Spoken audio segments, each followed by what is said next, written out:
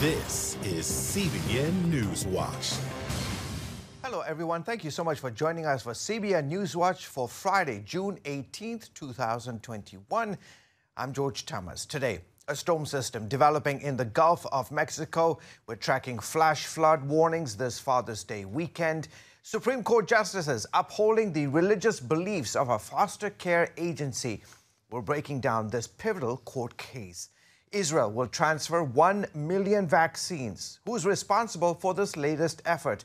And an official day on the calendar. The reason Juneteenth is now a federal holiday. Those stories and much more on CBN NewsWatch. But we begin with a system that is swirling in the Gulf of Mexico that may develop into a tropical depression before reaching the coast over the weekend. This could bring rain and possible flash flooding to Louisiana. Our chief meteorologist, Joe Bastardi from Weather Bell, joins us now live to discuss this tropical storm warning. So, Joe, give us the specs on this. Well, this is what we call an east side weighted tropical cyclone. It's what we see a lot of times during the early part of the season. These features come out of the Gulf of Mexico, and they originate in the tropics, unlike Anna and Bob, which would have never been named 30 years ago, out in the middle of nowhere, in the Atlantic speeding away.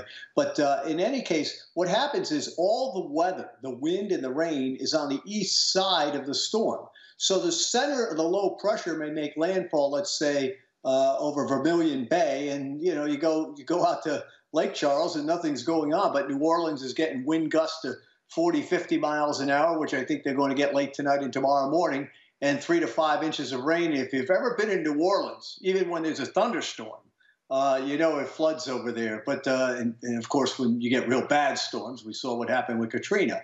But in any case, the interesting thing about this, and something I've been pointing out for a week on this is the kind of storm that may be stronger in the Carolinas when it's leaving the coast, and even southeast Virginia when it's leaving land and moving back out to sea, than when it's hitting land. It's because it's going to stay fairly close to the coast. It's going to come up into Mississippi, take I-20 over to Atlanta, then start northeastward, and probably come off the coast, the center between Virginia Beach and Cape Hatteras, sometime Monday afternoon. And south of that track, the winds are going to be roaring.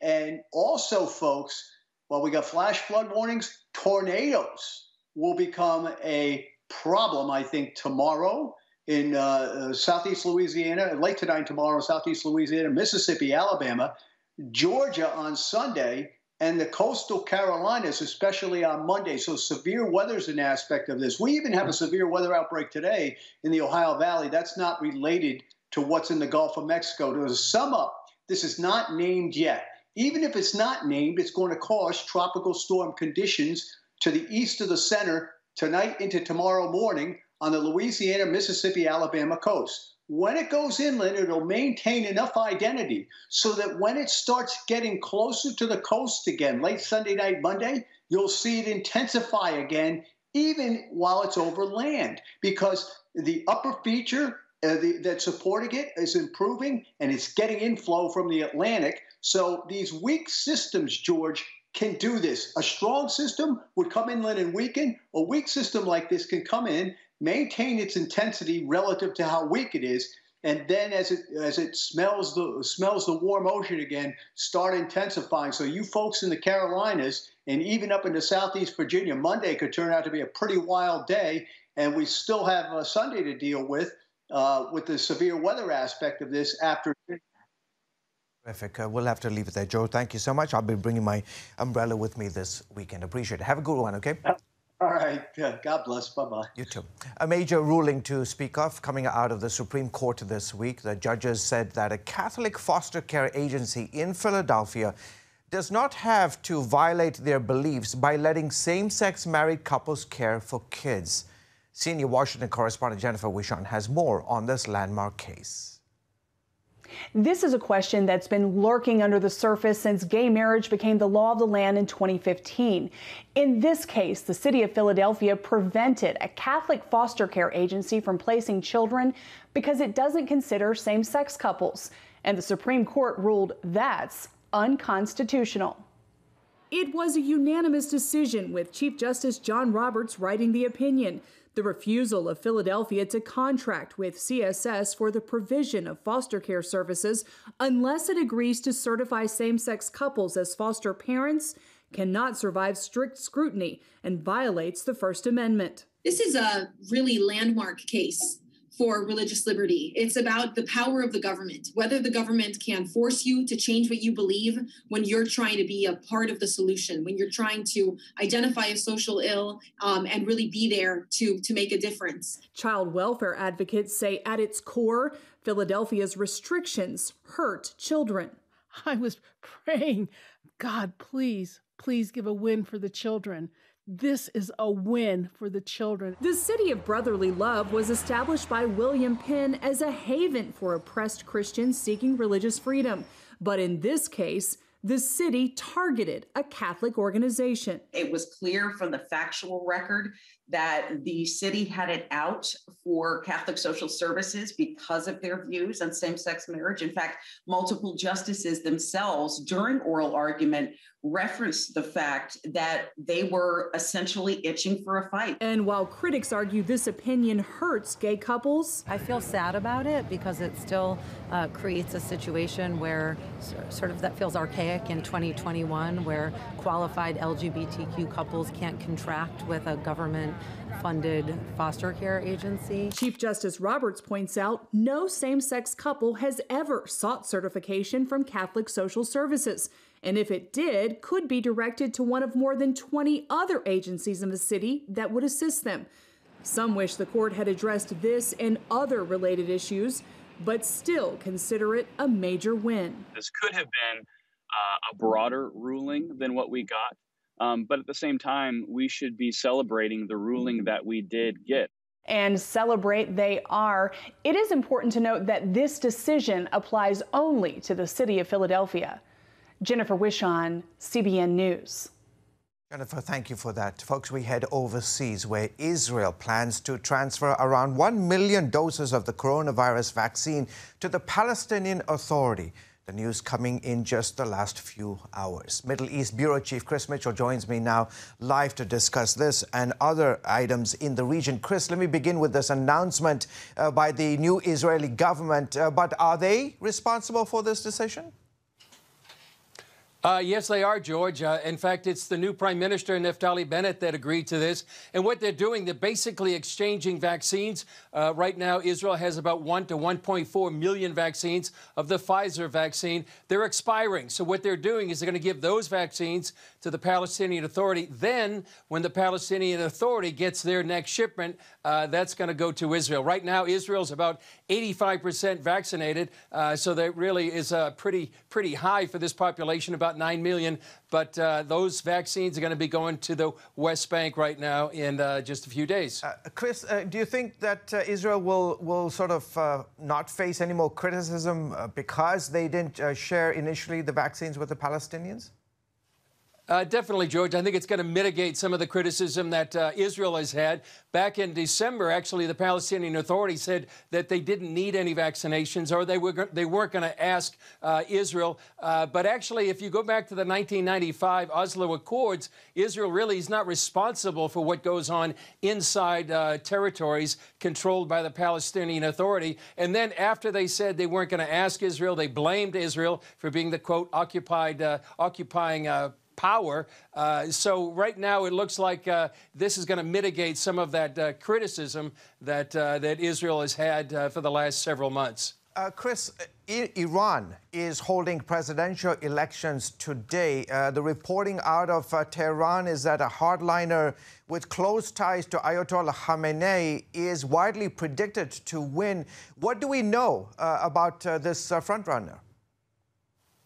Well, he's the front runner, and some people would say, George, he's the only runner, that he's really handpicked by the supreme leader to run. We know that he was the Tehran prosecutor back in 1988.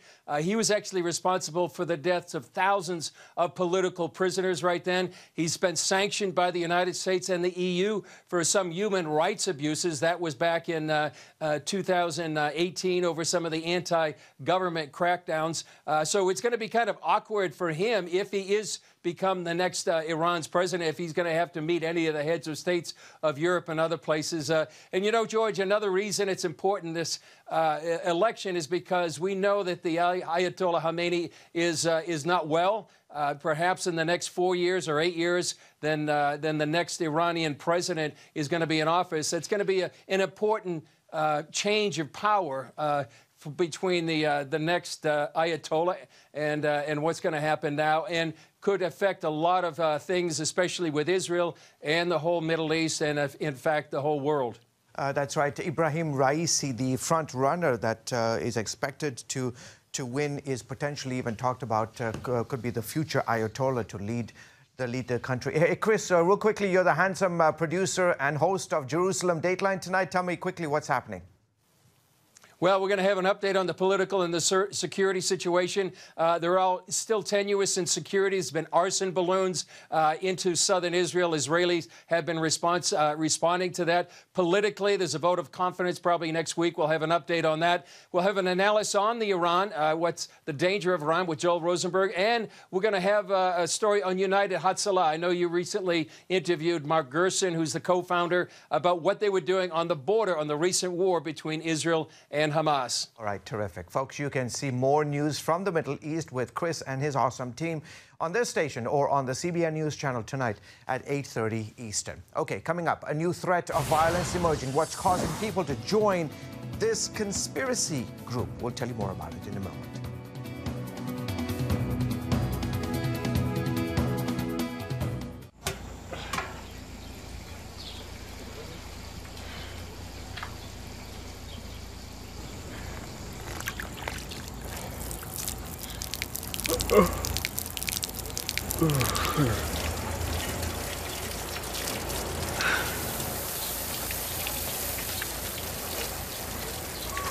Life is better with a good night's sleep. Get your free DVD or booklet of Protect Your Sleep as the world watches from the outside. It's a big diplomatic tug-of-war here in the Middle East. Go inside the story with Jerusalem Dateline. Israeli archaeologists are talking about a discovery that could change the thinking about the Temple Mount. Join CBN Jerusalem Bureau Chief Chris Mitchell and get the biblical perspective on the events shaping the world. What starts in Israel then ends up going to other places. Watch Jerusalem Dateline Friday night at 8:30 on the CBN News Channel. Life. It's meant to be lived fully. Jesus said it. I came to give you life. Life to the fullest. Life in your family. Life in your finances. Life in your body, mind, and spirit. Life in your everyday.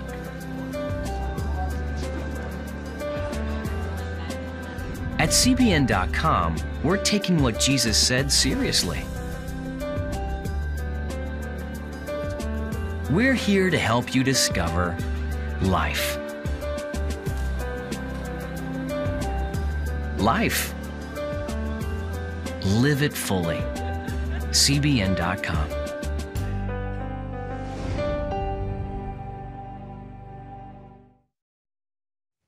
And welcome back to the show, folks. There is a new threat of violence from members of the conspiracy group known as QAnon.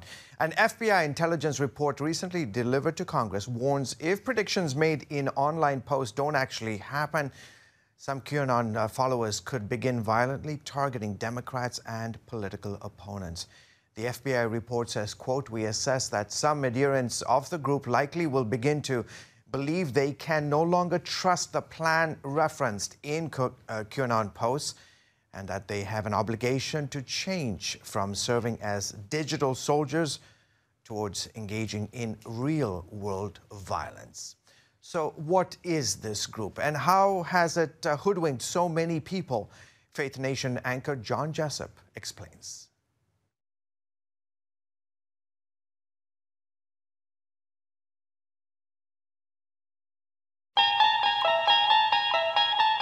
From aliens Did you ever see such jerky-looking creatures? Typical Earthmen. To Area 51. Why not just shoot Kennedy coming up Houston? To JFK, 9/11, and the death of Jeffrey Epstein, conspiracy theories abound. The most recent ones swirling around election fraud and martial law, all courtesy of a source known as QAnon. This Washington, D.C. restaurant was the subject of a disproved conspiracy known as Pizzagate.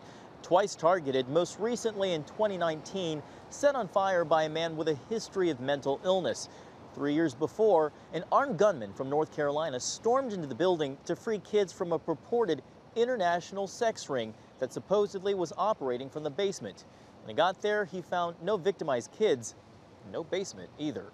Though now rejected by some who brought it into the mainstream. I want our viewers and listeners to know that we regret any negative impact our commentaries may have had on Mr. Alifana's Comic Ping Pong or its employees.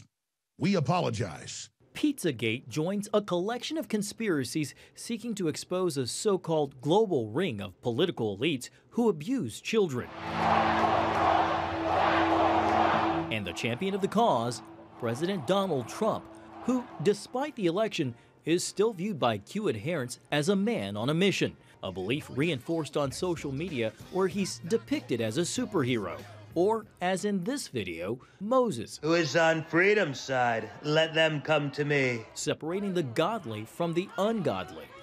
That comparison and QAnon's sprinkling of scripture and codes have troubled a growing number of Christian leaders. There are probably people in just about every evangelical church who aren't sure what to think about it. That's one of the reasons why I think we need to talk about it. I'm Albert Mohler, and this is The Briefing.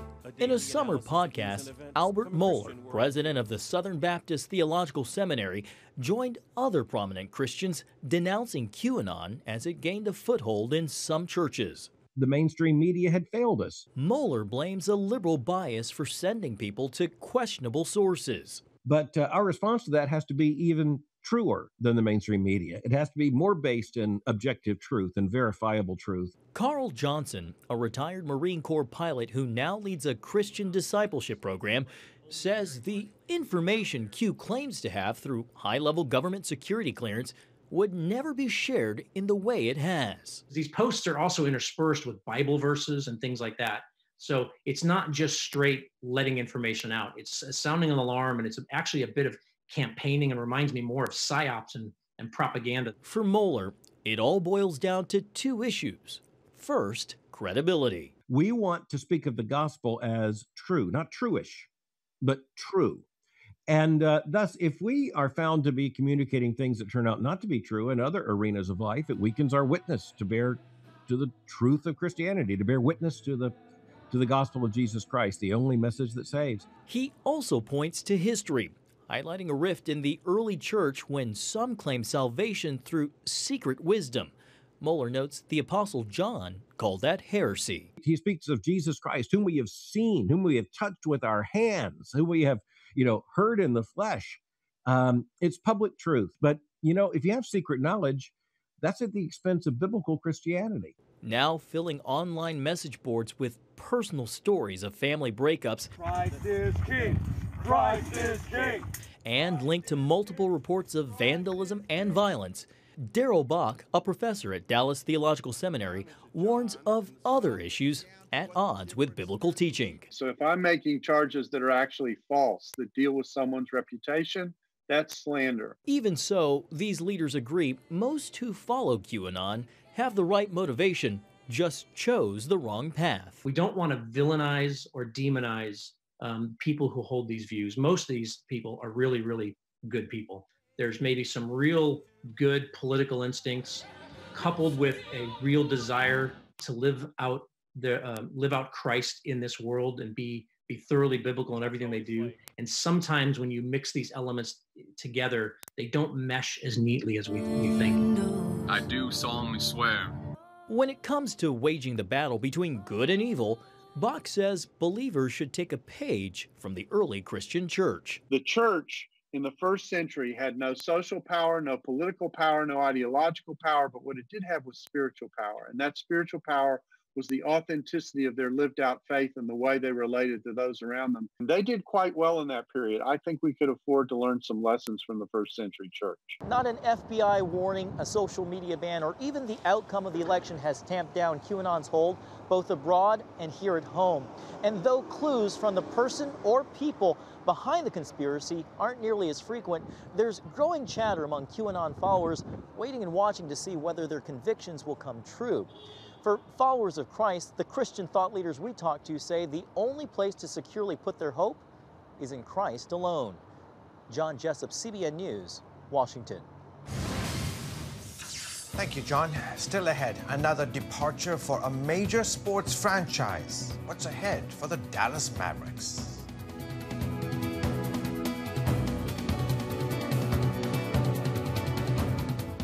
On October 1st, 1961, history was made when a tiny station began transmitting the first signals of the Christian Broadcasting Network. CBN, the Christian Broadcasting Network. And now, a new era has begun with the all-new CBN News Channel. Just moments ago, the Iron Dome intercepted an incoming rocket right on the Gaza border. Administering in this area, spiritual warfare is definitely involved. A 24/7 news network, bringing you the news you want from a source you can trust. In Kenya, 40% of the medical services are actually provided by these Christian hospitals. Let's talk about the economy. Believers here are joining together to win people to Jesus Christ. All your favorite shows now in one place. Go to CBNNewsChannel.com to find out how to get the CBN News Channel on your TV all day, every day. CBN News.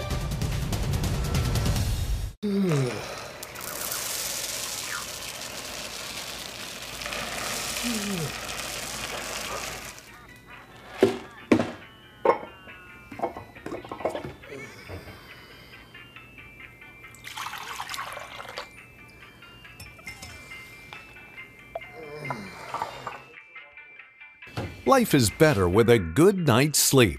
Get your free DVD or booklet of Protect Your Sleep today. Life. It's meant to be lived fully. Jesus said it. I came to give you life. Life to the fullest. Life in your family. Life in your finances. Life in your body, mind, and spirit. Life in your everyday. At CBN.com, we're taking what Jesus said seriously. We're here to help you discover life. Life. Live it fully. CBN.com. Welcome back to the broadcast. The Dallas Mavericks are seeking a new coach. Rick Carlisle stepped down yesterday. This is now the second major departure for that franchise. CBN Sports Director Sean Brown joins me now to discuss this and other latest developments in the sporting world. Sean, Carlisle spent 13 seasons with the folks at the Mavericks. What reason did he give for leaving? Well, you know what? I don't know if there's a clear reason, George. But during those, he told ESPN that he's had several conversations with team owner Mark Cuban. And at the end of a season, you know, when you're not making it deep into the playoffs, coaches, owners, upper management begin having conversations about what worked, what didn't, how do we move forward. And after those conversations, Coach Carlisle decided, you know what, I'm not going to return with the team. There could be several reasons involved. There could be, you know, the fact that his longtime president of basketball operations, Donnie Nelson's departure. It could be friction with their star player, Luka Doncic. It's just so many reasons that can go into a decision like that. And, you know, when your atmosphere begins to change as a player or a coach, you can decide, you know what, I think it's in the best interest of the team for me to just switch my atmosphere to change things. So I'm leaning more towards that. Okay, well, switching gears, the prestigious Wimbledon Championships begin June 28th, and the word is that the world's #2 player, Naomi Osaka, will not be part of the games. What's going on? Well, I'm not surprised by that. Recently, you know that Naomi Osaka decided to withdraw from the French Open after the first round, citing that she had anxiety and depression that she's been dealing with for a while. And so now, heading into Wimbledon, she's saying, look, I still need more time. She's planning on participating in the Tokyo Games, but right now she's taking time out to spend time with family and friends. And look, players, for athletes and coaches, specifically athletes, there's two factors that matter to them: their bodies and their minds. And if neither one, if they're out of whack in their mind or their body, they can't perform well. And so I think it's important that she takes the time that she needs. And this comes after Rafael Nadal decided to withdraw from Wimbledon as well as the Tokyo Games to take care of his body. And so I get it. I charge her, hey, take the time that you need so that you can return healthy. Okay, last few seconds, real quickly. Cristiano Ronaldo rejected Coca-Cola this week. Do you think other players will follow? No, the UEFA has said that they will fine players for removing sponsored products out of the press conferences. And it's weird because why would you put Coca-Cola or something like that during a press conference? Players don't drink that. It's aqua, George. Aqua, water. Okay, H2O. H2O. Okay, Sean, buddy. Thank you, man. Appreciate it. Have a good weekend. Coming up, folks, see the moment. A new holiday is signed into law. We'll have that story in a moment.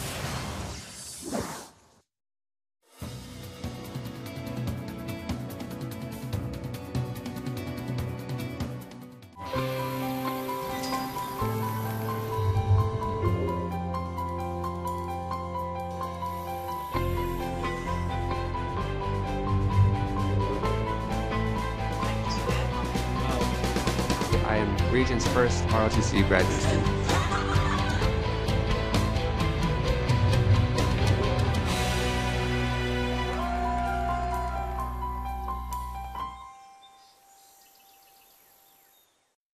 I'm Ephraim Graham, and this is Studio 5. Cruise with me as I discover the good things happening in the world of music, sports, television, and movies. The fact that Ryan Coogler was going to be directing the film, I knew that something special was going to happen. We'll chat with artists at the forefront of entertainment and explore the connection between popular culture and faith. I asked my pastor, I said, well, does that mean I'm supposed to be a preacher? He says, well, no, you already have a pulpit. Wednesday night at 8:30 on the CBN News Channel. How'd you like to get a redo on your health, on your body, on your arteries, so you could have the energy you had 20 years ago? The great news is you can. I'm Dr. Mike Roizen, chair of the Wellness Institute at the Cleveland Clinic. I've written 4 New York Times bestsellers. But even better than having to read all that, you can listen to this DVD and watch it. Protect your heart? Yes, you can. Here's how. Go to CBN.com or call 1-800-700-7000 for your free copy of Protect Your Heart. Let the medical experts show you their new discoveries on how to avoid heart disease and even reverse it. Easy steps to uncover the hidden dangers in your medicine cabinet, reduce stress, and get a complete do-over for your health. Call 1-800-700-7000. That's 1-800-700-7000. Or go to CBN.com to claim your free copy of Protect Your Heart. Welcome back. Many of you may have today off now that Juneteenth is a federal holiday. This is the first time in nearly 40 years that Congress has approved a new federal holiday. June 19th is the day African Americans recognize as the end of slavery here in the United States. President Joe Biden signed the legislation into law yesterday. The Office of Personnel Management says most federal employees will observe the holiday today, June 18th. Folks, that's it for this edition of CBN NewsWatch. Remember, you can find more of our news programs on the CBN News Channel anytime or online with cbnnews.com. Also, tell us what you think about the stories you've seen by emailing us at newswatch@cbn.com. Okay, folks, that's it. Have a good weekend.